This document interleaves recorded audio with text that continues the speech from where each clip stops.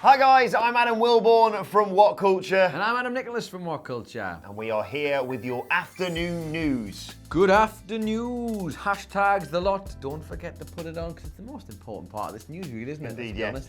Coming up today, we'll tell you what happened after SmackDown went off air. There are some major changes coming to the WWE Network. This is the afternoons, but first we will start with the story about Monday Night Raw. Of course, Stone Cold Steve Austin made an appearance. It was Madison Square Garden. Lots of things went down. Huge, fantastic reaction, except for when it comes to the TV audience. It's being reported that Monday Night Raw, which of course was going up against the first show for Monday Night Football, the NFL in the States, suffered a 15% hit in ratings, which is the second lowest non-holiday number in the show's modern history. So you're saying that Stone Cold Steve Austin's not a draw? Is that what you're saying?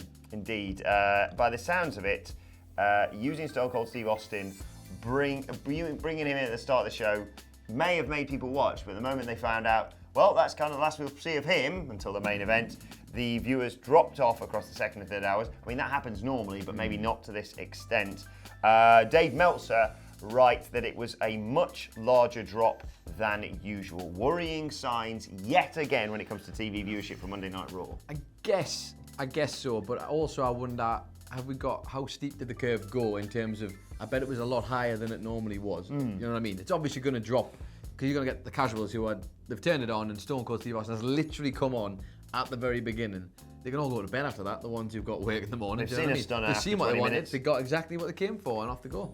Yeah, I get it. Look, you're up against Monday Night Football. This is the traditionally the time of year where Raw and SmackDown suffer in the TV ratings as a result of stuff like that. But even so, we've reported numerous occasions this year and in particular last year about declining figures. And I realise that it's probably not the be-all and end-all for WWE right now. They're making money hand over fist. They're making more money than they've ever made before. But, and this is a big but, when it comes to the new deals that they've got with Fox, etc., it is going to matter soon because they've inevitably promised figures to the networks, and you can pop a rating every now and again with stars coming back, but you just need consistency in your product, not just consistency of viewership, consistency of output. Monday Night Raw was amazing. SmackDown Live was crap, really. So this is interesting because the product at the moment is pretty good. And it's not very often you get us to say that. So congratulations WWE because they have been putting together some good shows. Granted, SmackDown it's weird how they can't do both simultaneously. SmackDown's outrageously good. Just every now and again you get a little crossover, but I think it's mad to think that we all came in from work thinking that episode, I think that episode was really good because it was exceptional, and yet those are the viewership ratings. So it's hard. I find it hard to get a correlation between the two at the moment. Yeah. I don't know how they fix this. I mean, the only obvious option is not to try and pop ratings with bringing back old stars and living in the past, because we've seen people in the comment section moan about, even when we were praising Stone Cold Steve Austin for a thrilling show, people were saying you moan all the time when they bring old stars back elsewhere. It's true. It's slightly hypocritical of us, but that's not the way to fix it because you can't do that all the time. You can't have, isn't it? Yeah, you can't have The Rock and The Undertaker and Stone Cold and whoever else showing up on every week's show. So you just need to focus on making a good product and hope that the consistency of that good product and the entertaining output, like what they had on Monday Night Raw. Yes, they had Stone Cold, but they also had a phenomenal 4 horsewomen match, thrilling developments when it comes to the King of the Ring tournament. Just keep doing good wrestling things. Who are you? Bloody Callisto. I was watching that promo the other day. I was trying to make an homage to it there.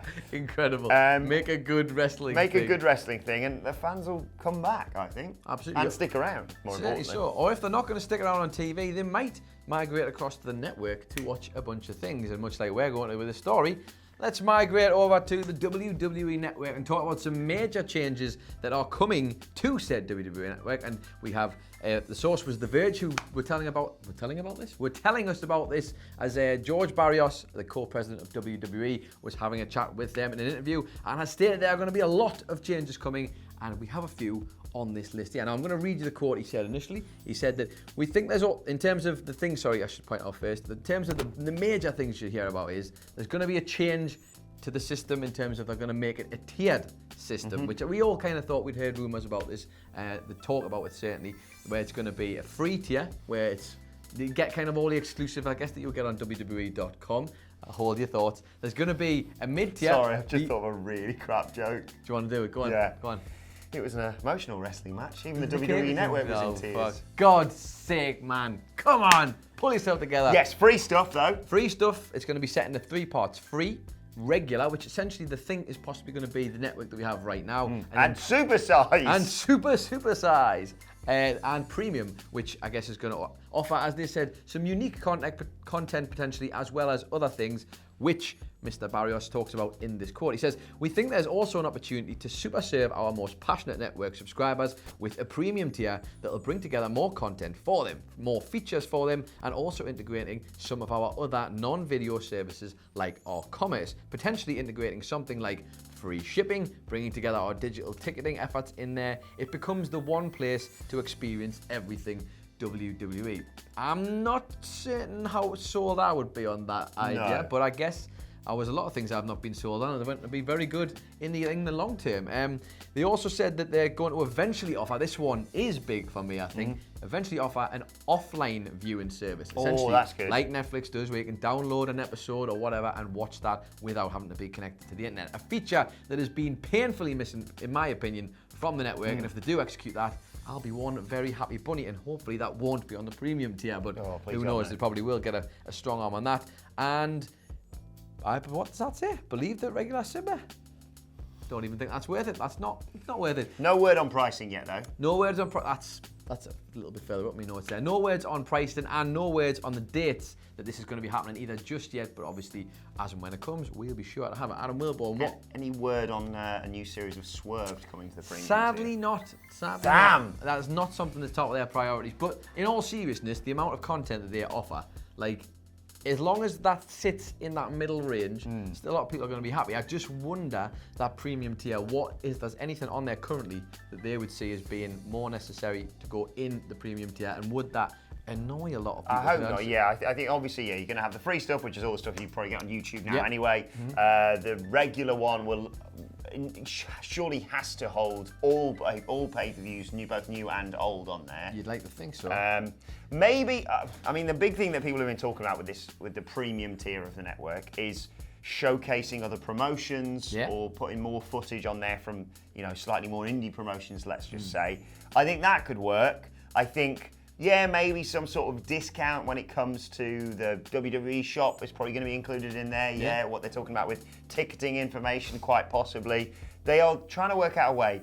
It's mad how, despite the fact their audience is shrinking and shrinking, they're trying to squeeze as much money out of them as possible. I think they're trying to get it, as they say, all in with this one place and create essentially the hub, isn't it? That's what they want. They want the hub for WWE where you can it's your one-stop shop. It'll take you everywhere you need to go. We've already kind of seen that with the website at the moment, where the search bar in the corner for the website used to just search for stuff on the website. Now it takes you into the network, or a system within their new network structure, where it'll bring up the pages of news, it'll bring up videos, it'll bring up highlights and images, all in very different tiers of things. And just in case people are typing this, because I see sometimes people asking about this when we talk about the network, there are no plans to include the most recent episode of Monday Night Raw or SmackDown on there. The reasoning behind that is not WWE's, it's because they have a commitment to the TV channels, and it would kind of undercut themselves if you don't have the USA Network or wherever you are, then if you knew you could just go on and watch it on the network immediately afterwards, then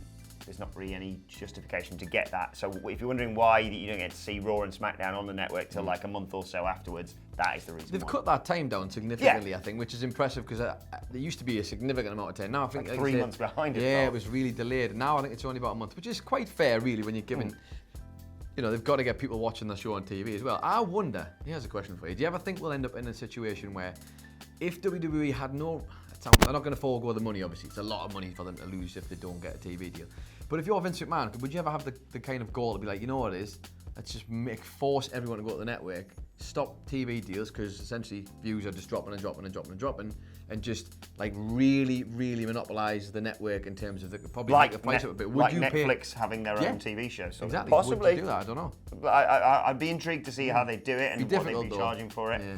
But I'd be up for it. Let us know your thoughts on that in the comment section below. And we'll finish up with telling you about what happened when SmackDown Live went off the air last night. Of course, it was from 2:05 live after SmackDown, or before SmackDown, is it? One of the two.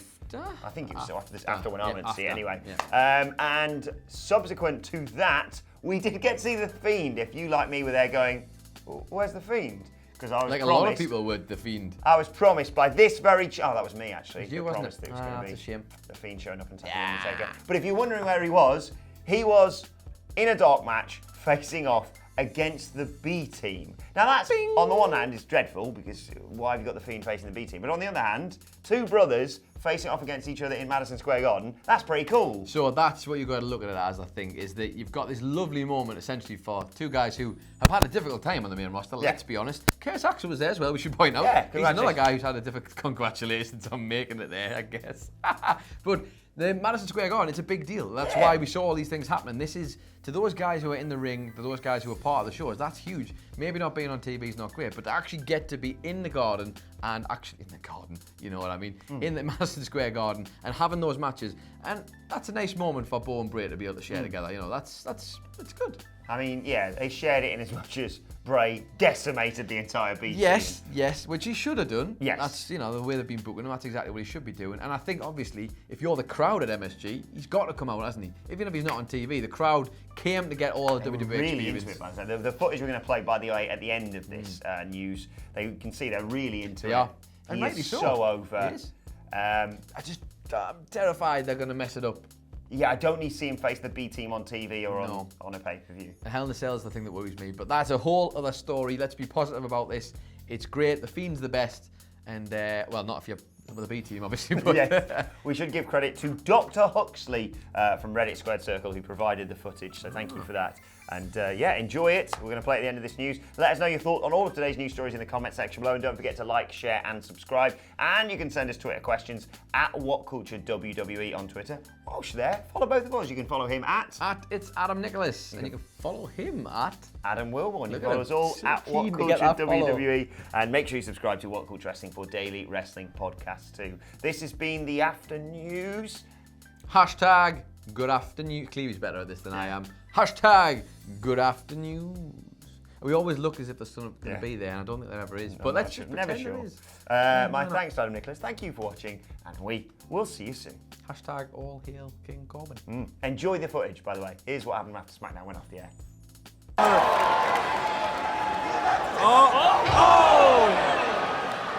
one! One more time! One more time!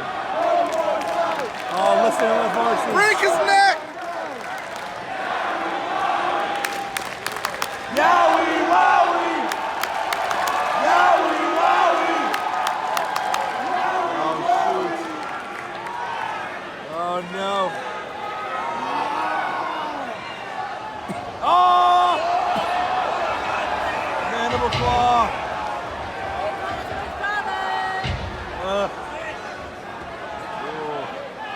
Oh, is he out? Is he out?